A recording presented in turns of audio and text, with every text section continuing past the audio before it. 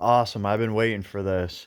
So M26 Lemon Grenade is about to tell us exactly, I think, how much it cost for his PSA AK experience. And pretty much what he had to pay to rebuild this AK rifle to get it to now work.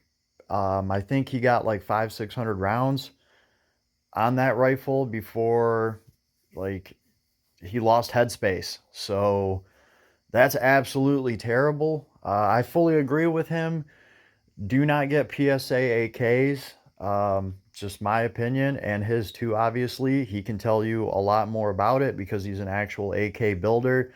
He can get into all the different details about the riveting and just the different parts and how they're supposed to be built and how PSA has been cutting some corners. They are cheaper AKs, but here's the thing, are you really getting a cheaper AK if you have to rebuild it and put more money into it? I think right here he's about to break down how much he paid for the AK and then how much these other parts cost. Also, keep in mind, he can do all the labor himself on this. So, he's not factoring that in. If this was anybody else that wasn't gun savvy and wasn't an AK builder, which by the way, AKs are harder to build than ARs, definitely. Uh, Anybody else would have to go pay labor on top of all this. So let's just hear what his parts cost him. Let's see.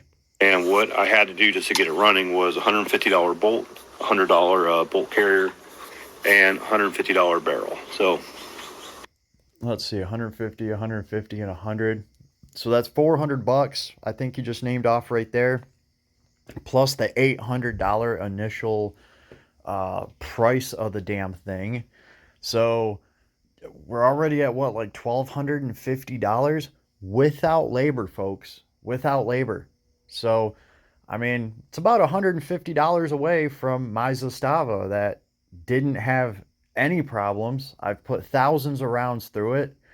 Uh, and she shoots great. I just took her to the range and had no issues at all.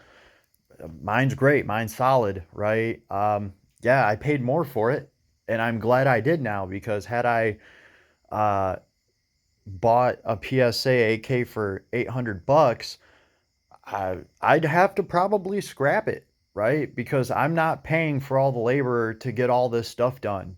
This guy can do that without paying for labor.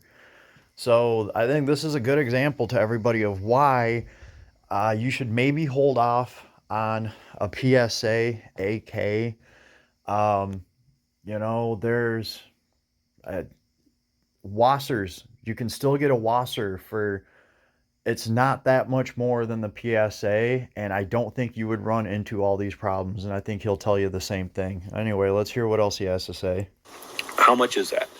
So let's see, 150, 250, three, about $400 at a dump. I had to pay $800 for this gun from PSA, Yep. and then I had to dump probably, a few hours of my time to get everything fixed, and then I had to dump $400 into it just in reliability parts.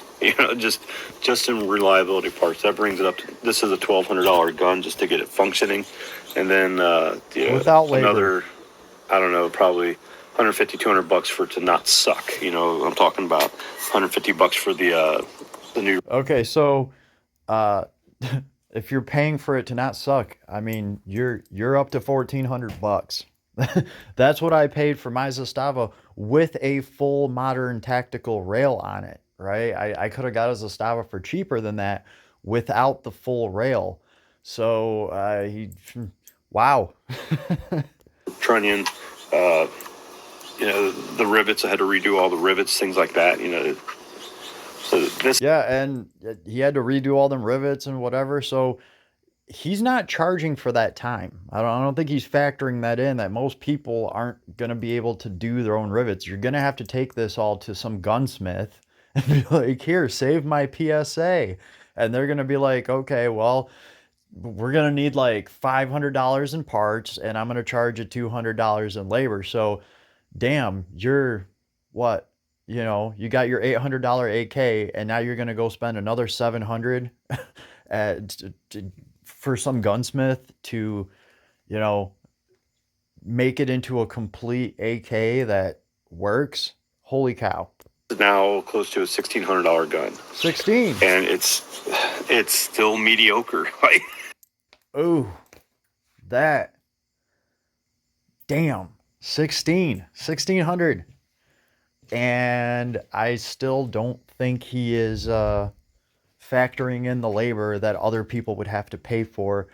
Uh, I think I don't know if he added in that that rail right there from Occam's. I'm pretty sure that thing was like $225 by itself, so he could mount that optic there.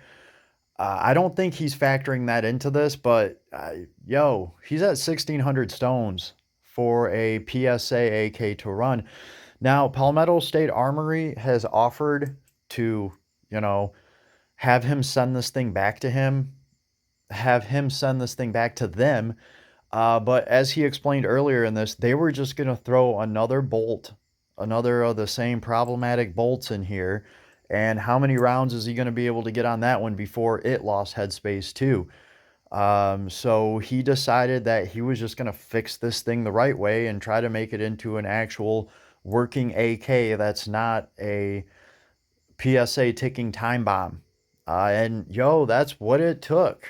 I mean, it literally sounds like it cost him just as much in repairs as the damn thing cost from PSA. That's insane, folks. Word to the wise, be careful. Be careful. I'm not saying that PSA can't make good AKs in the future. I think that they have some issues to work out. By the way, I'm not a PSA hater by any means. I love my PA10. They made a killer AR10. Mine has been awesome. I have thousands of rounds on it, and my PA10 has even earned furniture upgrades. I wouldn't upgrade a system that had any problems at all. I would scrap it or sell it or get rid of it, but I sure as hell wouldn't be upgrading it and putting different furniture on it. My PA10 has ran awesome. So if you get the right things from PSA, you can get a good deal on a good thing that they can make good, right? So they seem to be much better at making ARs than they are at AKs. So I don't hate PSA, by the way, guys. That's what I'm trying to point out here. I think, when applied properly, PSA can do great things for the 2A community. They've been putting rifles into average working Americans' hands for a while now and giving people something that they can use to defend themselves with, as long as it's not an AK. So, let's hear what he else has to say. the point I'm making is, 800 bucks for a gun just so that you can dump 400 bucks into it to make it reliable is ridiculous. These are not good guns. The PSA 10. Oh, here's another thing too to pile on top of this. The corrosion testing that I've done in my armory, PSA has pretty much done the worst in it. And I'm talking about little pins, bolts, fasteners. The fasteners are one of the things that these companies try to cut corners on to save money, because every fastener that has to get put through so many processes to make it corrosion resistant and heat treat and all of that stuff, that adds to the cost of the gun substantially. So if you use a lower grade of fastener and washer, you can actually shave a pretty penny off of a gun. The problem is, and this is why I have not bought an AK from them. So I can go swap out the pins on my PA10 if I want, fairly easily, right? It's not the hardest thing to do. But when you're talking about an AK and having to take rivets out and swap those out, that's a different story. That's not a 10-minute job. You know what I mean? So, you can get a great deal on a PSA, and then you can spend $20 on pins and swap those out, and you'll be much better off in the long run. If you're worried about corrosion or you are in a high humidity environment like my armory is, But with an AK, it's going to be a nightmare to do that compared to an AR. So, that was my main reason to stay away from the PSA AK. And then I started watching some of this guy's vids, and he made a lot of really solid points about their riveting and like their trunnions and, just all the little things across the board that they're doing. And obviously, this guy decided to put his money where his mouth is. He gave them $800 to get one of their AKs. And what did they do to him? They ghosted him on the form, and then they blocked him from buying their products. Like, he can't go and order anything off the PSA website. That sounds like a nightmare to me, man. Like, if I did this, if I ordered something from them to give it an honest review and it bombed, and then like they blocked me, how am I supposed to now get parts for, my PSA PA10? Obviously, I would have a friend order it for me, but that's bullshit, man. That is complete and utter bullshit. You shouldn't be able to block people uh, from having an honest opinion after they've actually bought your product. I don't care if you block haters that just talk shit, but when somebody has actually went out and bought your gun and paid you $800, they have paid to have an opinion. They're allowed to have an opinion on the product that you sold them. Uh, Especially, you know, I think in this situation here, so for PSA to try to kind of block all that out, that's complete and utter bullshit. I could understand if this guy was just a troll, if he just went onto their forums and was like, "Oh, your guns suck, you're not good enough, whatever." But no, no, this guy bought your product. Okay, so you guys should be listening to him. He is a customer of yours. He paid you money. His feedback should be important to you. It should be valuable to you. As a business owner, that's the way that I look at it, right? If I sell you something, I want your honest feedback from it. I don't want some lie. Like, that's not going to help me do business better. That's not going to help me make a better product and make more customers happy in the future. Uh, so how they handled this, I think, is absolutely terrible. Um, and that's my 2 cents on that. Ones are not good. I found a guy. He I guess him and a bunch of his friends all bought PSA 101s, and he was comparing their serial numbers, and he came up with this list of serial numbers that might be good, might not be good, whatever. I don't have enough facts to like back any of that up, but it's ridiculous that we have to like Sherlock Holmes serial numbers. And here's the thing, this guy is coming with facts, and we have to be careful here because PSA like sues people and gets lawyered up over legitimate complaints about their product from people that paid good money for it. That's the crazy part. Like this just to find a good one. And I don't even completely agree with the list because the gun that I saw fail. By the way, PSA has offered to send me a new PA10 upper, and I absolutely refused because my upper was working well. My issue was over some little fasteners, some little screw things. Uh, and their answer was, well, here, just send that upper back and we'll send you out another one. And I was like, yeah, I know this one works, and I have like already 800 rounds on it at the time. And I know this one works. Like, what happens if you send me uh, a new upper and I want my old one back because, the new one that you send me has issues in it? How many of these are you guys willing to send me? you know?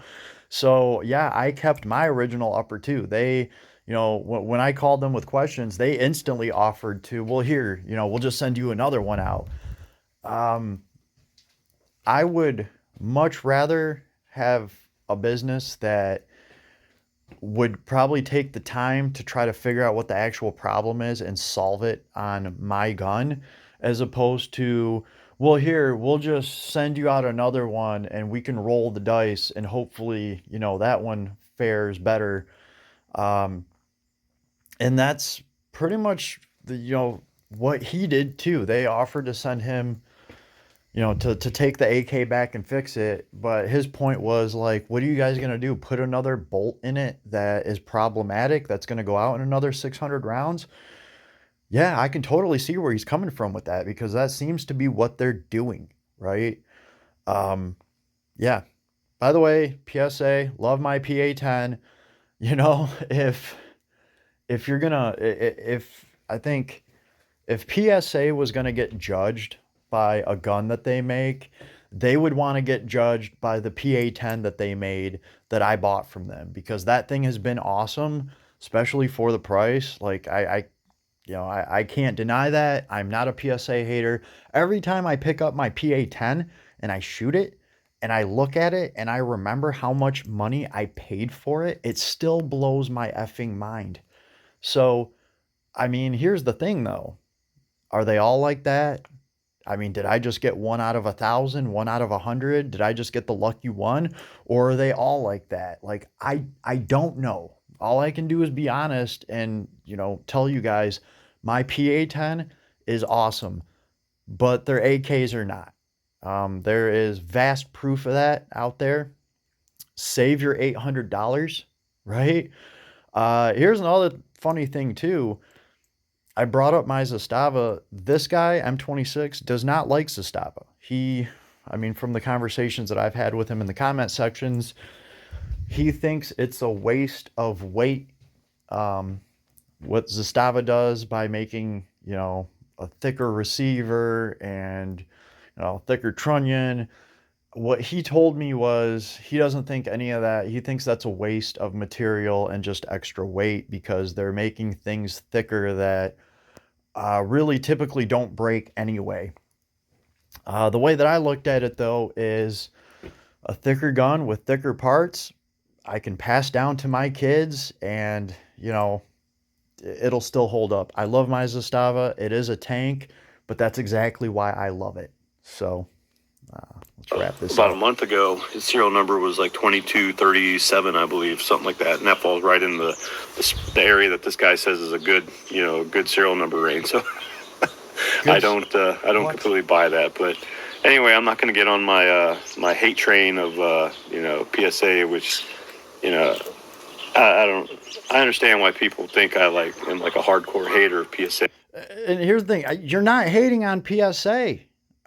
You just the AK, just one thing that they make. We are talking about one type of gun that they make here. I don't think that makes you a PSA hater. I think it just makes you a realist. You are reviewing that one gun that they make. It's perfectly fair, right? You're not saying that every single thing that they make is trash because it's not, right? I have an awesome PA-10 to prove that, but I'm not dropping 800 for their AK-101, and yeah, I don't think you should either. So leave me a comment, let me know what you think. Shout out to M26 Lemon Grenade. We need more people like this that are actually in the know, in the community, building these things and sharing their experience with everyone. Just IMO. Later, everybody. Have an awesome day.